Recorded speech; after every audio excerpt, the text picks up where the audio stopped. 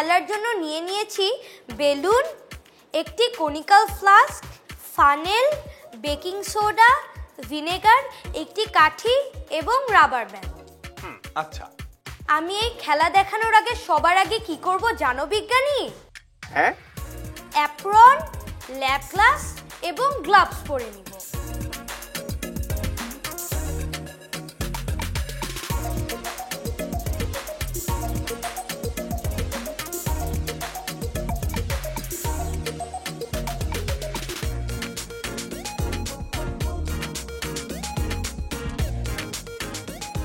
বিজ্ঞানী, তাহলে আমি খেলাটি শুরু করে দেই।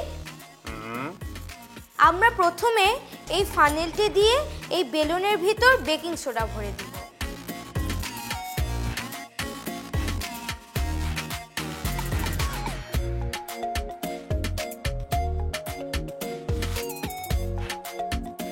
এবং কাঠিটি দিয়ে বেকিং সোডাগুলোকে বেলুনের ভিতর ঢুকিয়ে দিব।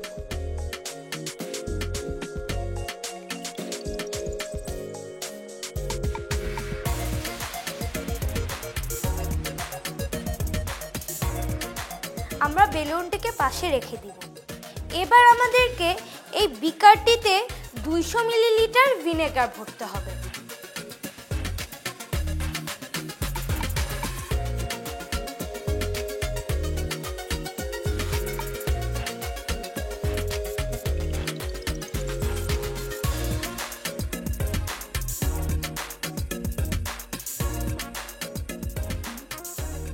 এবার আমরা খুব সাবধানতা অবলম্বন করে এই বেলুনটি কনিক্যাল ফ্লাস্কের মুখে লাগিয়ে দেব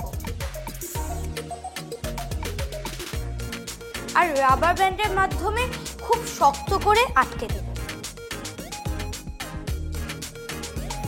এবার আমরা বেলুনটিকে উল্টে দেব, ঠিক এভাবে। এবার দেখো বিজ্ঞানী কি হয়।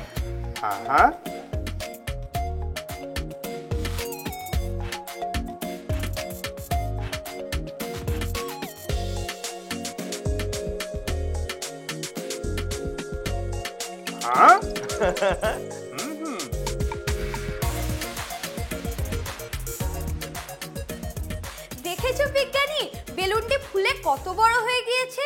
বাহ, সুন্দর, অনেক সুন্দর খেলা হয়েছে বন্ধু তোকি, দারুণ খেলা। সত্যি অনেক মজার আর অসাধারণ একটা খেলা দেখিয়েছো বন্ধু তোকি। এটা কিভাবে হলো আমি বলতে চাই, বলবো?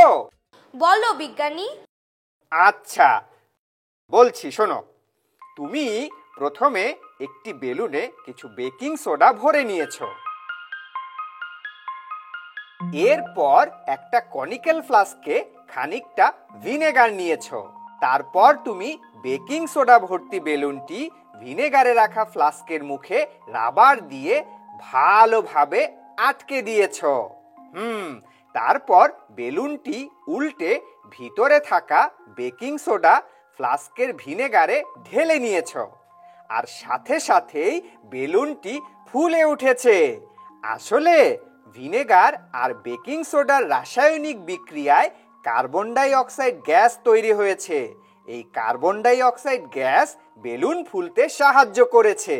এখানে ভিনেগার হলো অ্যাসিটিক অ্যাসিড আর বেকিং সোডা হলো সোডিয়াম বাইকার্বনেট। অ্যাসিড মাত্রই বাইকার্বনেট থেকে কার্বন ডাই অক্সাইড গ্যাস উৎপন্ন করে এবং সেই গ্যাস বেলুনের মধ্যে গিয়ে বেলুনকে নিজে থেকেই ফুলিয়ে দিয়েছে। বন্ধু তোকি, আমি কি ঠিক বললাম? হ্যাঁ বিজ্ঞানী, একদম ঠিক বলেছো। তোমার খেলাটি আমাদের দারুণ লেগেছে বন্ধু তোকি, তোমাকে অনেক ধন্যবাদ। তোমাকে অনেক ধন্যবাদ বিজ্ঞানী। তোমার সঙ্গে আবার দেখা হবে আমাদের। আমি আর পিকু তখন অনেক মজার মজার বিজ্ঞানের খেলা দেখব। তুমি ভালো থেকো। বিদায় বন্ধু। আবার দেখা হবে বিজ্ঞানী। বিদায়।